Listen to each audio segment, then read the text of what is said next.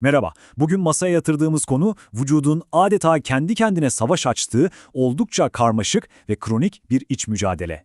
Ülseratif kolit. Bu, milyonlarca insanı sessizce etkileyen bir durum ve biz de şimdi bu gizemin katmanlarını tek tek aralayacağız. Konunun ne kadar ciddi olduğunu anlamak için gelin hemen şu çarpıcı rakama bir bakalım.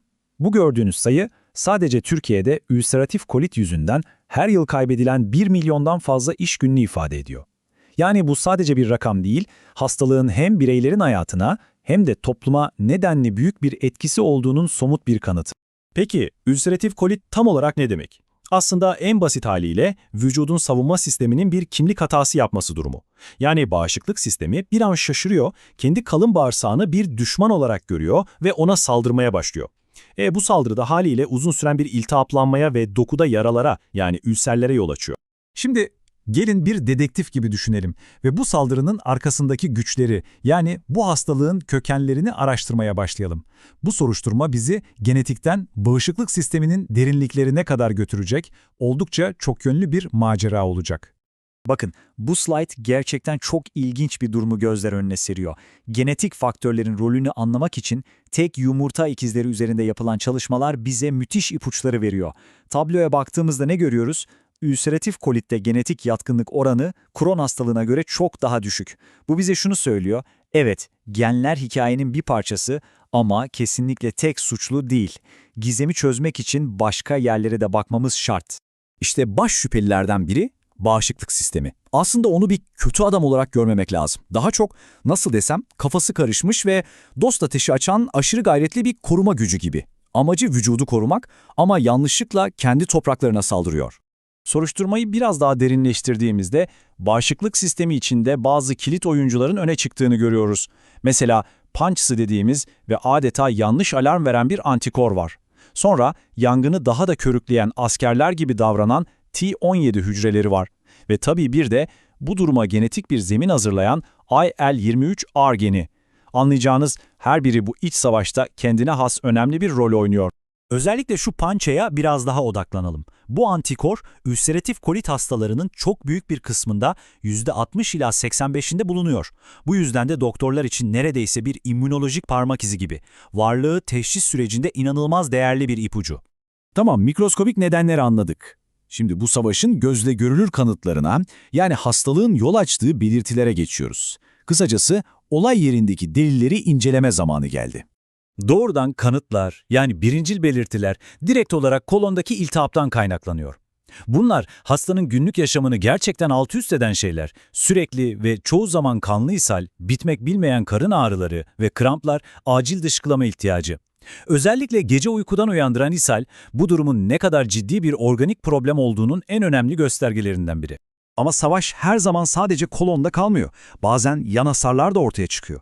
Eklemlerde ağrılı şişlikler, deride hassas kırmızı nodüller, gözlerde iltihaplanma ve hatta karaciğerde safra yollarını etkileyen primer sklerozan kolanjit gibi ciddi durumlar görülebiliyor. İşte bütün bunlar iltihabın aslında tüm vücudu etkileyebilen sistemik bir güç olduğunun kanıtı. Peki doktorlar ülseratif kolit teşhisini nasıl kesinleştiriyorlar, bu soruşturmayı nasıl yürütüyorlar? Şimdi de teşhis sürecinde kullanılan yöntemleri ve toplanan o kesin kanıtları adım adım inceleyelim. Bu teşhis süreci mantıklı adımlardan oluşan bir yol haritası gibi aslında.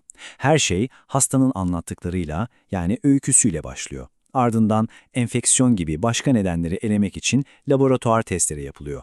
Ama asıl kesin kanıtlar kolonoskopi ile kolonun içine doğrudan bakılarak ve oradan alınan küçük doku örneklerinin mikroskop altında incelenmesiyle elde ediliyor.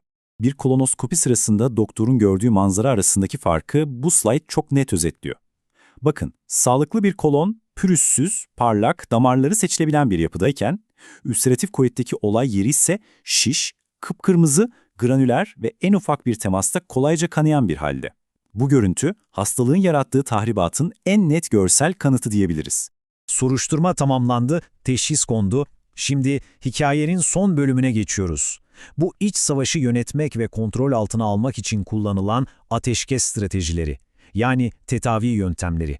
Takviye kuvvetleri çağırma zamanı. Tedavide genellikle kademeli bir yaklaşım benimseniyor. Yani en hafif vakalarda 5-ASA bileşikleriyle başlanıyor.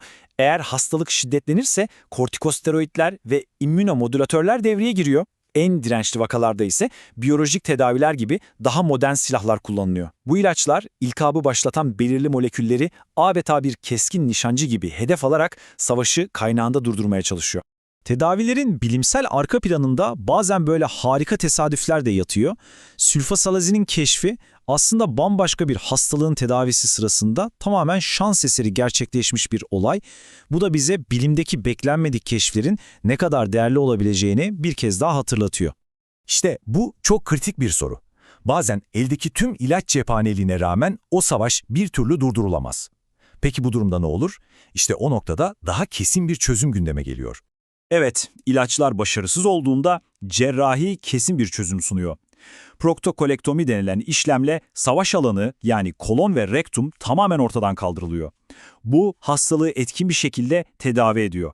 Hatta IPA denilen bir teknikle hastanın yaşam kalitesini korumak amacıyla bir iç poş oluşturularak dışkı kontrolünü de sürdürülmesi hedefleniyor. Ülseratif kolitin gizemini büyük ölçüde çözdük belki ama hikaye burada bitmiyor. Bilim insanları şimdi gözlerini yepyeni bir alana çevirmiş durumda, bağırsak mikrobiyomu. Belki de bu karmaşık hastalığın nihai çözümü bizimle birlikte yaşayan o trilyonlarca mikroorganizmanın sırlarında gizlidir. Gelecek bu konuda bize daha ne gibi cevaplar getirecek? İşte bunu hep birlikte göreceğiz.